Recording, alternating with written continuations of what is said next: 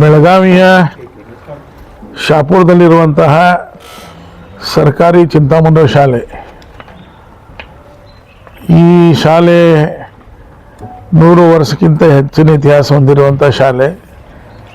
ಇದರ ಶತಮಾನೋತ್ಸವ ಕಾರ್ಯಕ್ರಮ ಸುಮಾರು 3-4 ವರ್ಷ ಬಹುತೇಕ ಹಿಂದೆ ಕರ್ನಾಟಕದ ಮುಖ್ಯಮಂತ್ರಿಯಾದಂಥ ಬೊಮ್ಮಾಯಿ ಸಾಹೇಬರ ಕಡೆಯಿಂದ ಉದ್ಘಾಟನೆ ಮಾಡಿದ್ದೀವಿ. ಈಗ ಡಿಸೆಂಬರ್ 27-28ರಂದು ಸಮಾರಂಭವನ್ನು ಇಟ್ಟಿದ್ದೇವೆ ಶತಮಾನೋತ್ಸವದ. ಈ ಶಾಲೆ ಇತಿಹಾಸ ಹೇಳ್ಬೇಕಂದ್ರೆ ಸುಮಾರು ನೀವು ಪ್ರಿಂಟೆಡ್ ಕಾಪಿನೂ ಕೊಡ್ತೀನಿ ನಾನು ಆಮೇಲೆ. ಇದು 100 ವರ್ಷಕ್ಕಿಂತ ಹೆಚ್ಚಿಗಿರುವಂಥ ಶಾಲೆ. ಮೊದಲು 1905 ಅಥವಾ 7ರಲ್ಲಿ ಇಂಗ್ಲೀಷ್ ಮೀಡಿಯಂ ಪ್ರಾರಂಭ ಆಯಿತು. ಆಮೇಲೆ 1920ರಲ್ಲಿ ಪ್ರೌಢಶಾಲೆಯಾಗಿ ಪ್ರಾರಂಭ ಆಯಿತು.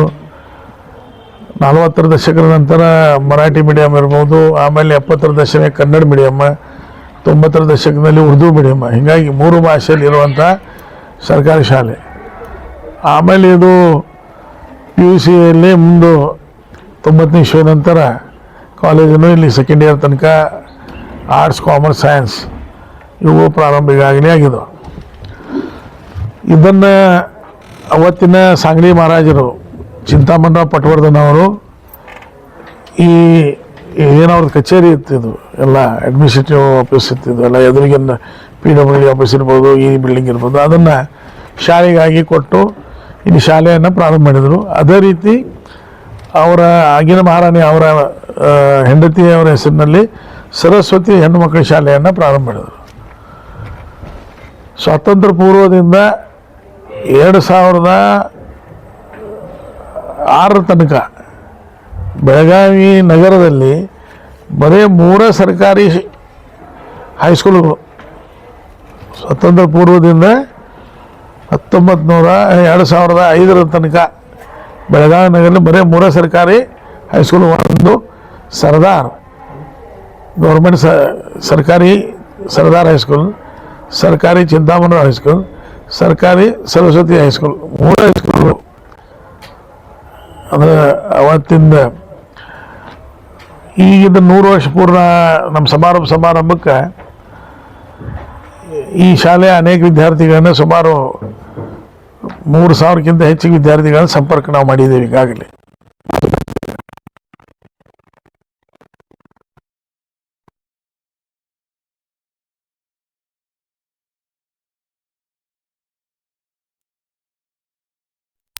ಠಾಣೆದಾರ್ ಅವರು ಮುಖ್ಯ ಅತಿಥಿಗಳಾಗಿ ಆಗಮಿಸ್ತಿದ್ದಾರೆ. ಅವರ ಜೊತೆಗೆ ಬೆಳಗಾವಿ ಲೋಕಸಭಾ ಸದಸ್ಯರು ಜಗದೀಶ್ ಶೆಟ್ಟರ್ ಸಾಹೇಬರು ಮತ್ತು ಬೆಳಗಾವಿ ಮಹಾಪೌರರಾದಂಥ ಮಂಗೇಶ್ ಪವಾರ್ ಅವರು, ಇವರು ಮುಖ್ಯ ಅತಿಥಿಗಳಾಗಿ ಆಗಮಿಸಿದ್ದಾರೆ. ಕಾರ್ಯಕ್ರಮ ಸ್ವರೂಪ 27-28 2 ದಿವಸ ಇರ್ತದೆ. 27ನೇ ತಾರೀಕು ಮುಂಜಾನೆ 10:30 ಗಂಟೆಯಿಂದ ಸಂಜೆ 6 ಗಂಟೆ ತನಕ, ಮುಂಜಾನೆ 10:00ರಿಂದ 11:00 1950-1960 ಬ್ಯಾಚದ ವಿದ್ಯಾರ್ಥಿಗಳು ಈ ಎರಡು ಸಂಪರ್ಕನಾಗಿ ಈಗ ಬಂದಾರ. ಅವರು ಬ್ಯಾಚ್ ಆಗಿ ಅವ್ರು ಪ್ರತಿಯೊಂದು ಕ್ಲಾಸ್ ರೂಮ್ನಾಗ 1 ತಾಸು ಸಂವಾದ ಕಾರ್ಯಕ್ರಮ ಇರ್ತದೆ. ಆಮೇಲೆ 12ರಿಂದ 1 60ರಿಂದ 70 70ರಿಂದ 80 ಈ ಥರ ಪ್ರತಿ ಒಂದು ಗಂಟೆ ಅವರಲ್ಲಿ 20 ಕ್ಲಾಸ್ ರೂಮ್ಗಳನ್ನು ನಾವು ಸಜ್ಜು ಮಾಡಿ ಆಯಾ ಕ್ಲಾಸ್ ರೂಮ್ನಾಗ ಆಯಾ ಬ್ಯಾಚಿನ ವಿದ್ಯಾರ್ಥಿಗಳು ತಮ್ಮ ಮಾಜಿ ವಿದ್ಯಾರ್ಥಿಗಳ ಜೊತೆಗೆ ಸಂವಾದ ಮಾಡುವಂಥದ್ದು. ಅವ್ರು ಕಲಿಸಿದ ಟೀಚರ್ಗಳನ್ನ ಲಿಸ್ಟನ್ನು ಈಗಾಗಲೇ ನಾವು ತೊಗೋತಾ ಇದ್ದೀವಿ. ಈಗ ಯಾರ ಅದಾರ ಅವ್ರನ್ನ ಬಹುತೇಕ ಸಂಪರ್ಕ ಮಾಡಿದ್ದೀವಿ. ಕೆಲವೊಂದು ಜನ 90 ವರ್ಷದವ್ರು ಅದಾರ, ಅವ್ರಿಗೆ ಬರ್ಲಿಕ್ಕೆ ಆಗುವಂಥವ್ರು ಯಾರು ಅವ್ರಿಗೆಲ್ಲ ತರೋದು ಬಿಡೋದು ಎಲ್ಲ ವ್ಯವಸ್ಥೆ ಮಾಡ್ತಾ ಇದ್ದೀವಿ. ಆಯಾ ಕ್ಲಾಸ್ ಟೀಚರ್ಗಳನ್ನ ಅವ್ರ ಜೊತೆಗೆ ಸಂವಾದ ಮಾಡುವಂಥದ್ದು ಒಂದು ಕಾರ್ಯಕ್ರಮ, ವಿಶಿಷ್ಟ ಕಾರ್ಯಕ್ರಮವನ್ನು ನಾವು ಏರ್ಪಡಿಸಿದ್ದೀವಿ. ಬರೀ ವಿದ್ಯಾರ್ಥಿಗಳು ಮಾಜಿ ಇದನ್ನಂತದ ಬರೋದು ಹೋಗೋದು ಅಷ್ಟಲ್ಲ, 1 ಗಂಟೆಗಳ ಕಾಲ ಅವರೆಲ್ಲರೂ ಕೂಡ್ಕೊಂಡು ಈ 30 ವರ್ಷ 40 ವರ್ಷ 20 ವರ್ಷ ಅವ್ರ ಜೀವನದಲ್ಲಿ ಆದಂಥ ಘಟನೆಗಳ ಮೇಲೆ ಹಾಕೋದು, ಈ ಶಾಲೆಗಳ ಬಗ್ಗೆ ಇದು ಮಾಡೋದು, ಶಾಲೆಗೆ ಅವ್ರ ಕಡೆಯಿಂದ ಏನು ಮಾಡುವಂಥದ್ದು ಮಾಡ್ತಿದ್ರೆ ಅವರು ಅದನ್ನು ಪ್ರಪೋಸಲ್ ಕೊಡ್ಬೋದು. ಆಮೇಲೆ ಅವ್ರಿಗೆ ಕಲಿಸಿ ಶಿಕ್ಷಕರು ಮಾಡೋದು. ನಾವು ನಂದು 85 ಬ್ಯಾಚ್. ನಾವು ಹಿಂದೂ ಒಂದು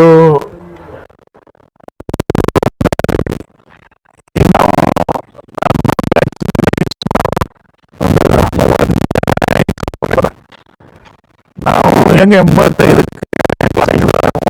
ಕ್ಲಾಸ್ ಅನ್ನು ತಗೋತಾ ಇದ್ವಿ. ಯೂನಿಫಾರ್ಮ್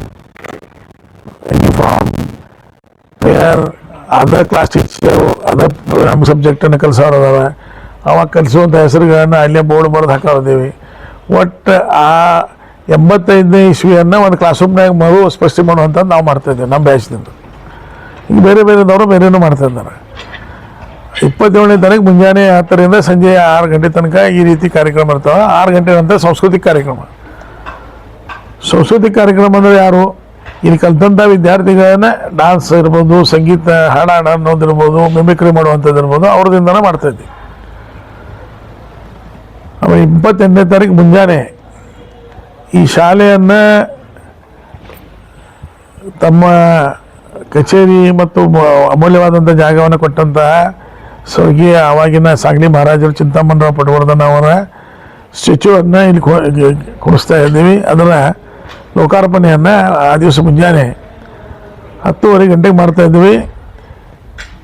ಇದು ಶ್ರೀನಿವಾಸ್ ಠಾಣೆದಾರ್ ಮತ್ತು ಜಗದೀಶ್ ಶೆಟ್ಟರ್ ಸಾಹೇಬರ ಅಮೃತ ಹಸ್ತದಿಂದ ಮಾಡ್ತಾ ಇದ್ದೀವಿ. ಈ ಕಾರ್ಯಕ್ರಮ ಮುಖ್ಯ ಅತಿಥಿಗಳಾಗಿ ಇವತ್ತಿನ ಸಾಂಗ್ಲಿ ಮಹಾರಾಜರು ಮತ್ತು ಮಹಾರಾಣಿ ಅವರು ಆಗಮಿಸ್ತಿದ್ದಾರೆ.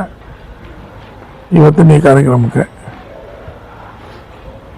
ಅವರು ಮುಖ್ಯ ಅತಿಥಿಗಳಾಗಿ ಅವ್ರದ್ದು ಸನ್ಮಾನವನ್ನು ಮಾಡ್ತಾ ಇದ್ದೇವೆ ನಾವು.